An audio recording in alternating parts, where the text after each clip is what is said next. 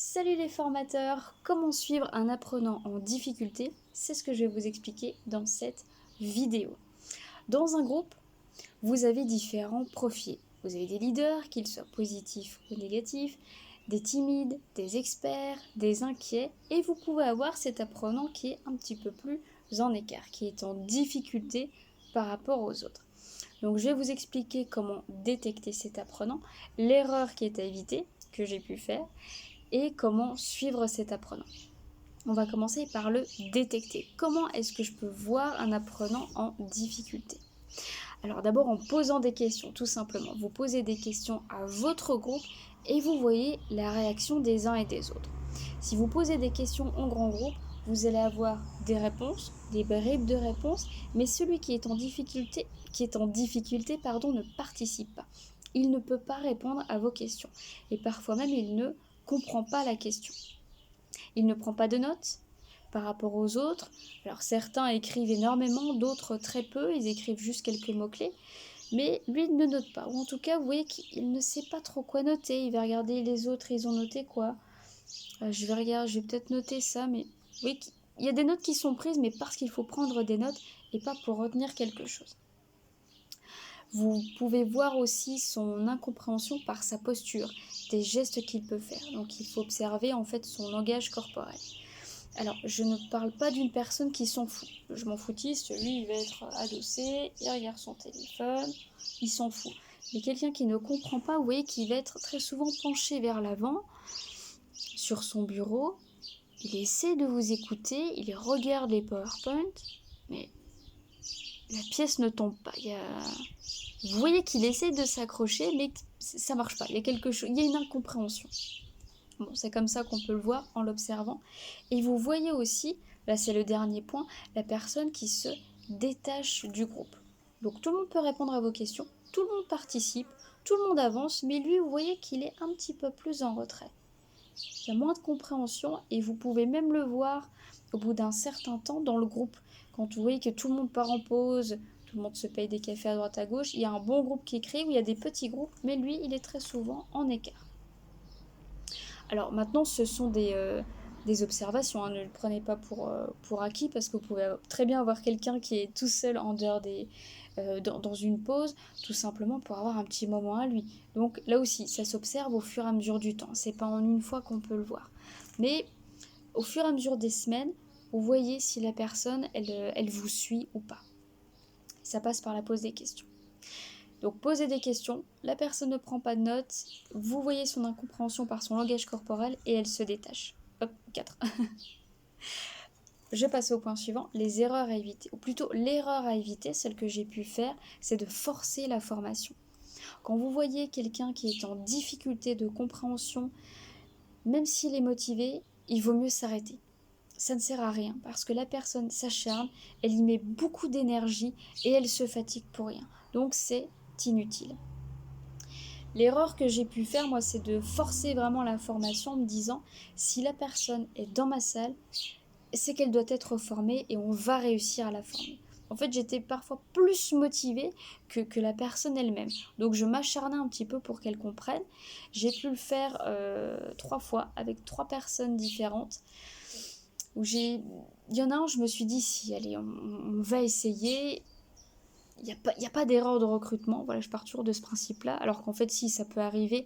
Et j'aurais dû réfléchir comme ça. Mais bon, je vois la personne, je me dis, allez, on y va. Donc, je la forme. Ça, c'était le premier cas. Je forme, du coup, Florent, je comprends pas. Je sais pas si ça vaut vraiment le coup que je continue. Bon, écoute, on est sur du process qui est quand même compliqué. Allez, écoute, on va y arriver, on va s'acharner. J'ai formé comme ça la personne, donc pendant 5 semaines. Elle avait des difficultés, mais je voyais quand même qu'il y avait du potentiel. Arrivée sur le terrain, la personne, bon, elle galère un petit peu, hein, comme tout le monde. Mais au bout de quelques mois, donc cette personne qui était assez introvertie, se mêlait au groupe quand même, elle était bien intégrée dans le groupe, mais introvertie. Au bout de 4 mois, je l'ai vue comme ça sur les plateaux. Ça claque. Voilà, avec des grands sourires, mais nonchalants, grande confiance en lui. Je dis, mais qu'est-ce qui s'est passé, mais je ne te reconnais pas. Et cette personne m'a dit, bah ouais, moi je me sens bien. En fait, il avait compris le travail qu'il devait faire, il savait comment procéder, Du coup, il était parti. Donc ça, c'était une belle révélation et une belle victoire parce que c'est quelqu'un qui est vraiment sorti de sa coquille et qui a pu réussir. D'autres que j'ai formés, les deux autres, malheureusement, là, ça a vraiment été une erreur parce que j'ai forcé la formation à tel point qu'à la fin des 7 heures de formation, la personne elle restait, je revoyais ce que j'avais vu, donc les points importants, et on refaisait des exercices. Donc il y avait 1 heure comme ça de plus par jour pour que la personne rattrape son retard. J'ai gaspillé beaucoup trop d'énergie, et la personne aussi. Et je le voyais même pendant cette heure-là où on revoyait, ça n'allait pas.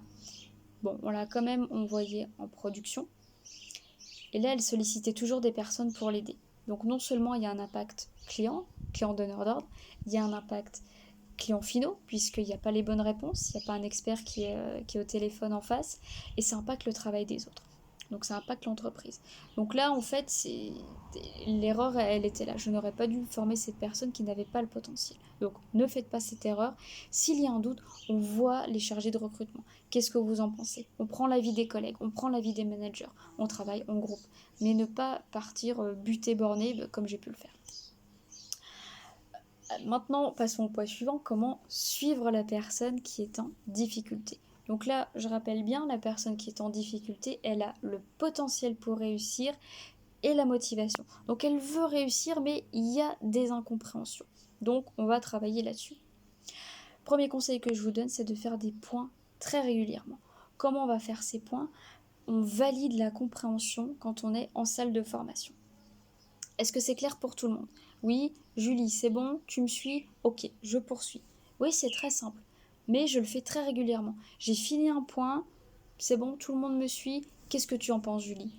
Qu'est-ce que tu penses de ce qu'on vient de voir? Et là, elle va vous dire tout de suite si elle a compris ou pas. Vous allez détecter dans ce qu'elle va vous répondre si elle a compris ou pas. Et si c'est pas clair, eh ben c'est très bien, je vais réexpliquer. Et là, je rattrape tout le monde et on peut avancer ensemble.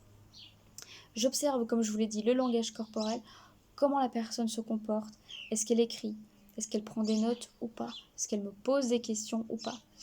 Enfin, ça c'est du verbal. Mais vous regardez ses postures, qu'est-ce qu'elle fait? Et comme ça, est-ce qu'elle est fermée, est-ce qu'elle est ouverte?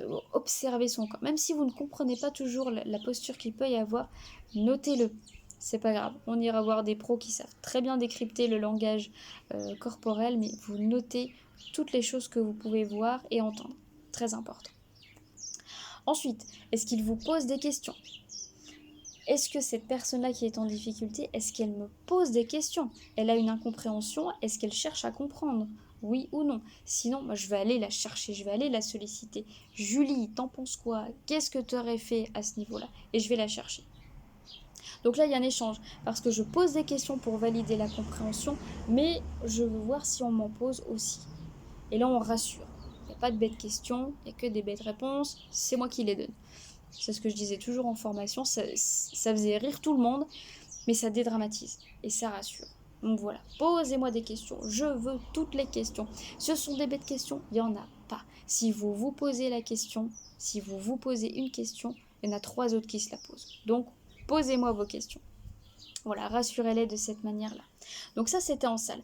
Maintenant, sur le terrain, donc là, je parle d'un contexte centre d'appel. J'ai un conseiller en difficulté qui va répondre à un client qui est au téléphone.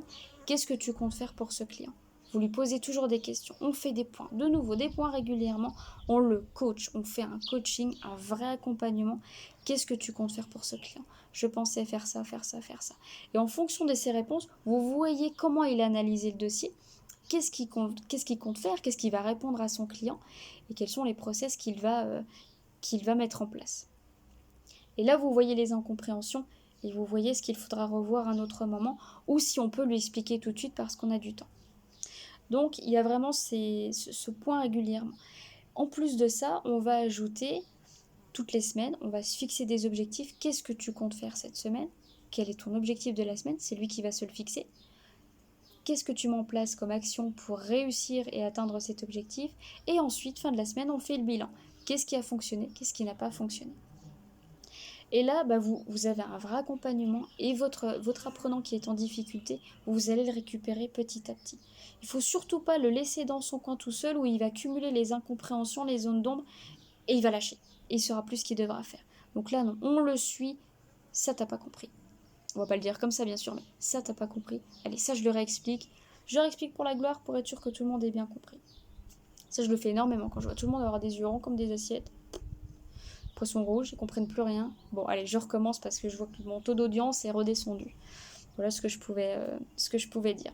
Donc là, je vous ai donné plein de conseils donc pour suivre les apprenants en formation, mais aussi sur le terrain. Un petit point que je voulais quand même préciser, que j'ai pu voir avec mon expérience, un apprenant qui est en difficulté en théorie ne l'est pas forcément pour de la pratique. Ça, je l'ai vu énormément. J'avais des conseillers, des apprenants en salle. La théorie, ça leur plaisait pas. C'était pas concret, c'était beaucoup trop abstrait. C'était un peu cause toujours, tu m'intéresses. Mais bon, ça, je le savais. Hein. Bon, on était dans du process pur et dur. C'était vraiment compliqué de comprendre la réalité terrain. Par contre, une fois que ces personnes-là sont sur le terrain, c'est bon. J'ai compris, mon client, il veut ça. Je sais comment aller chercher cette information. Et en fait, ils comprennent par eux-mêmes ce qu'ils doivent faire. Donc, moi, ça me va très bien. Donc voilà, attention à ça. Quelqu'un qui ne comprend pas en théorie, c'est pas pour ça qu'il va être mauvais sur le terrain. Voilà, j'espère que cette vidéo vous aura été utile. Si elle a été utile et qu'elle vous a plu, mettez-moi des petits likes. Si vous voulez en savoir plus, si vous voulez voir d'autres vidéos, eh bien abonnez-vous à la chaîne. Moi, je suis ravie de vous donner tous mes bons conseils. Si vous avez des questions, marquez-moi un petit commentaire. Mais surtout, likez. Moi, j'adore voir des likes. Ça me fait très plaisir. Moi, je saute au plafond. Donc, likez. Bon, je vous souhaite un très très bon week-end. J'espère qu'il sera ensoleillé pour vous. Là, ça a l'air plutôt bien parti. Et puis, je vous dis à la semaine prochaine.